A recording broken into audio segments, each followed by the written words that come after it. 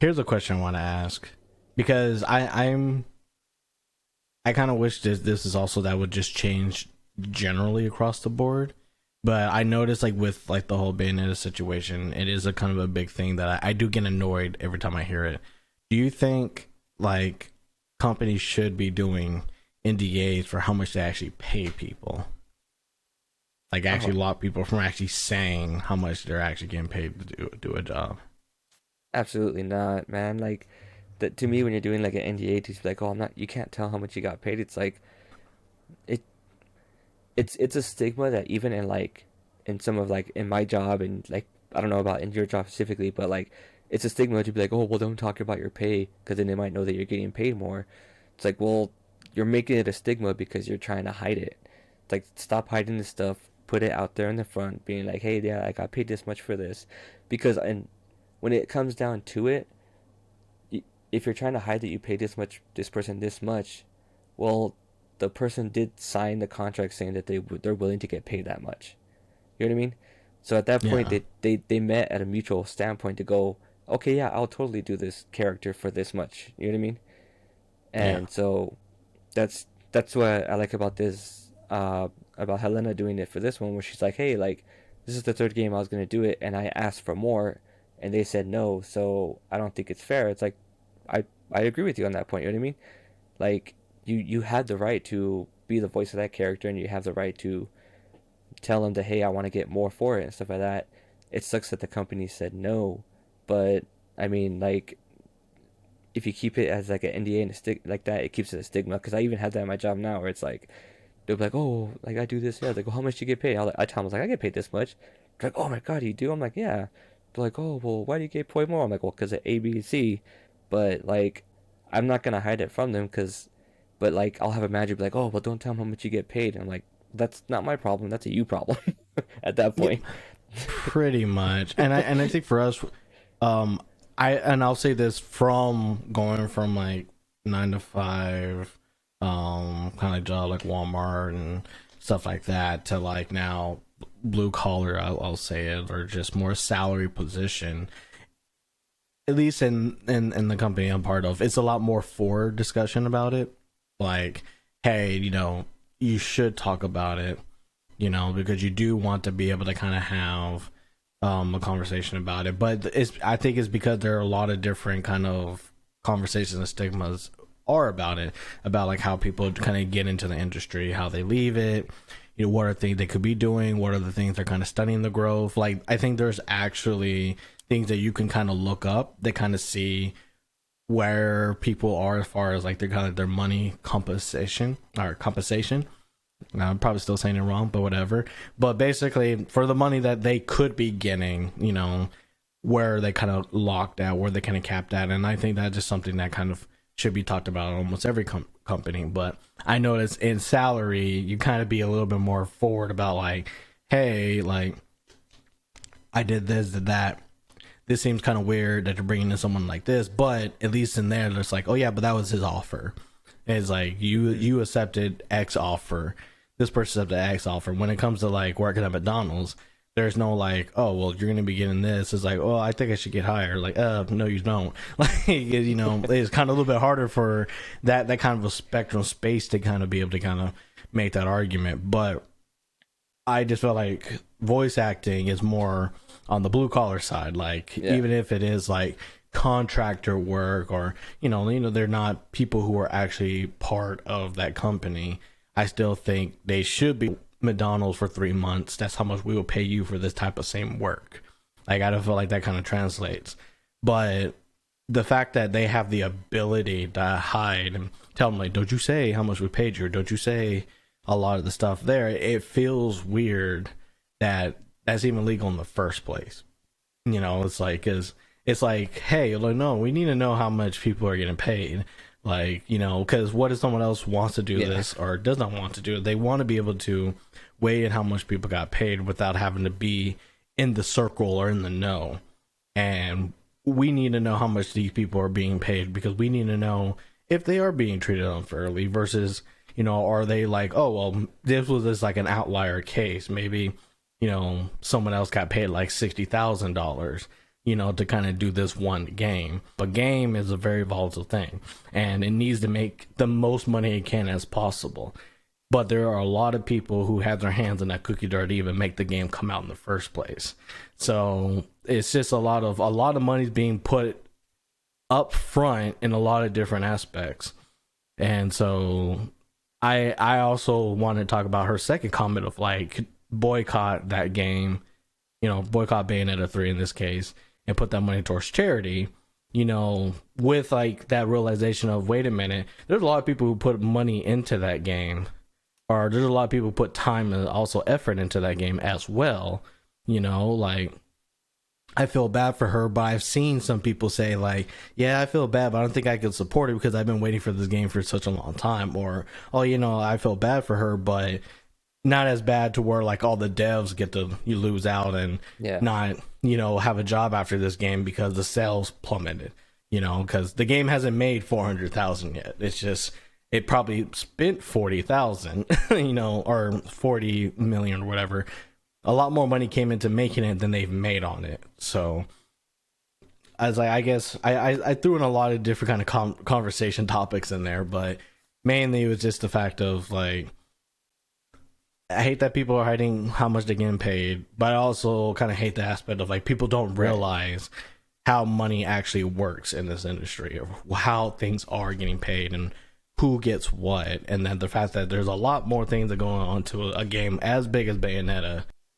For sure. And I think when it comes to like the idea of boycotting the game and stuff like that, like you're right to boycott it and stuff like that, but in the long run, if you want more games like this, you need to, find that sweet spot where you go, okay, I'm gonna pay for this game instead of this game. And honestly, like another way you could kind of boycott this game is not buying it as soon as it comes out and then just waiting for it to go on sale. You know what I mean? I mean, yeah, you're gonna miss out on the hype of when it comes out and everything right then and there and stuff like that. And if you like to follow social media very deep when it comes to the gaming space and stuff like that, like everyone's gonna be talking about it and you'll read reviews, but that's the decision that you're gonna make to try and help out her stance. But you're also going against all the people who actually weren't doing anything wrong, because this wasn't like the developer, graphic designer, or the videographer who was getting paid to do this job and stuff like that they signed for. This is the people who were trying to hire her as the actor to speak the voice that said, no, we're not going to give you one, we're going to offer you this amount. And so boycotting the game doesn't really stick it to those people. You know what I mean?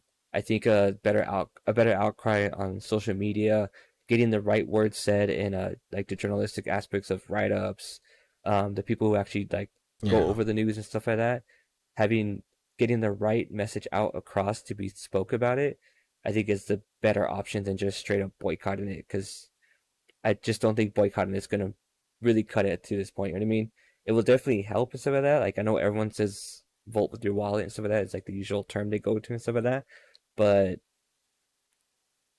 we have a platform now in social media and stuff like that to be able to get a better outcry and stuff like that. It's just a matter of, if you're gonna do it that way, just do it the right way. Don't troll them. Don't attack them. Don't do all that dumb stuff and like, oh, I'm gonna kill you, blah blah. Like, y'all need to get your head out of your butt, stop that, and just say the right things that need to be said, because then that's the only way you're gonna get that message across. Yeah, because like you said, like the whole vote with your wallet thing, like it works in some aspects, but not on things that are highly scalable. Like I feel that, you can't get enough people to stop buying something to have a company notice. A lot of times, even with having this conversation on Twitter and millions of people get to see it, how many of those million people are actually seeing that one tweet? Even for me, I saw like kind of, very generically when I was just kind of going through Twitter and stuff like that. But it's just one of those things where like, how many people actually know about it? How many people actually reported on it?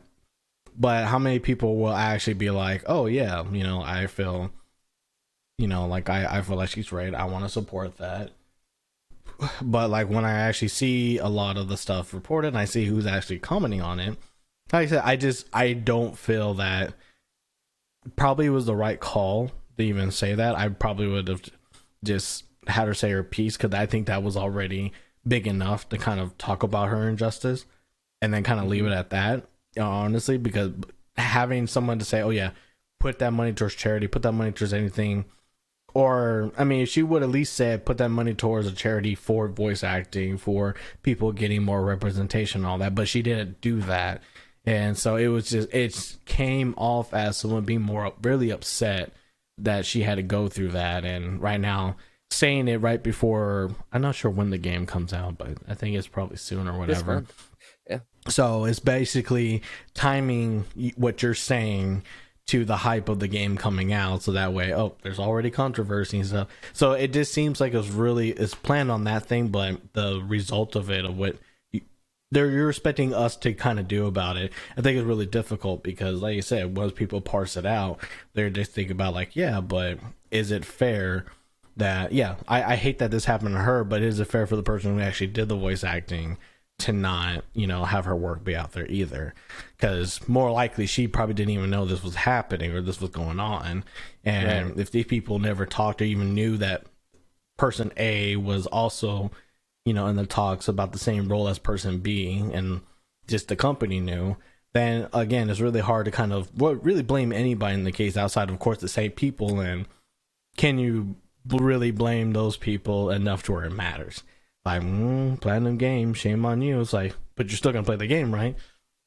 Maybe, it's like that's just how the Yeah. conversation kind of goes. It's like you might be mad, but can you stay mad until the game launches? And it's like, no, there's so many things in this world that make me mad already. I'm probably gonna forget this kind of mad because, again, I think I said it earlier before. Once you kind of step back to it, you realize it's just probably not as big of a deal as I think it is, even though I don't kind of like that. Now that I'm aware of this, now I have to be aware of it, but I hate the fact that it's in this situation. But really, can I do anything about it? Even if I don't buy the game, I'm still one person. Like, it's not going to stop the thousands of people from buying it. Like, and I don't think anybody who had any real sway can really sway people to not buy this game. Yeah. And at the point where this game is about to come out and everything, like you want the right thing to happen for her, but I mean, boycotting the game is not gonna it's not gonna change the fact that that Platinum Games is gonna be like, oh no, they're boycotting that game. Let's go ahead and give you a some amount of how much you want. Let's do that. Let's get you in the booth. Let's get these voices recorded, and then we're gonna patch it up later and put that voice in there of you doing it and stuff like that, and paying you respectively as you need it and stuff like that. Like Platinum Games isn't gonna go that route, no matter what you do and stuff like that. Like the only thing you can do is just moving forward, saying the right things on like the hashtags and stuff like that to express this, to get an overwhelming outcry in the right way, and that way going forward, you get a better. I mean, she can get a better opportunity, and other voice actors get a better opportunity instead of getting shammed like this, like how she was.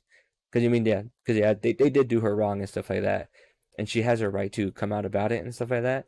It's just a matter of, okay, this sucks. This also sucks, but what it's about, what can we do now moving forward? Because this has already happened. Do you think if, and I'll throw a game on top of my head because it kind of came to mind, if Cyberpunk 2077 came out, or before it came out, and then you found out that the people who did the voice acting for that game were getting paid extremely low money, do you think it would have a bigger effect if they were to ask to do the same thing?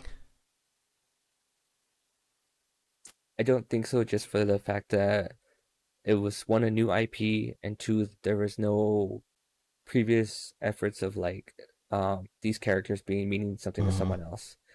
I mean, you had Helena doing Bayonetta's voice for one and two, and I'm assuming that like either they just took it from it or they used her again for like her being a Smash to say her lines in there and Mm-hmm. stuff like that. So like there's already a history of that and stuff like that, and that's why you have this outcry. If it was something like Cyberpunk where it came up like that, it wouldn't be as big of an outcry, but if said the right way, you could definitely talk about them getting paid better for doing the job that they did and stuff like that for that game.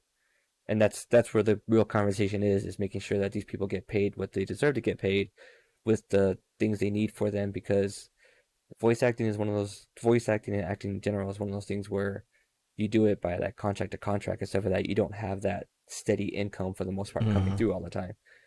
And so that's where like maybe more unionization coming out for this, joining better unions, getting unions going out there to help these people and stuff like that going forward. It seems like for the industry I'm trying to get into and stuff like that, I was talking to one of my professors about how for like the production side of making films and stuff like that, like they have a huge union group for it because that's how all the production people work. They work through contracts for movies, shows, TV, game shows, YouTube things, stuff like that, Netflix, etc., etc.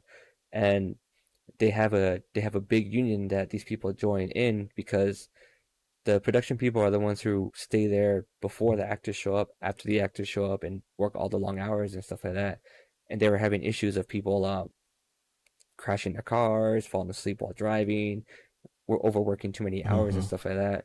And so they had this union to talk to the people who make the films, be like, hey, like that's great that you have these actors and stuff like that, but you are killing the actual staff that nobody sees behind the curtain.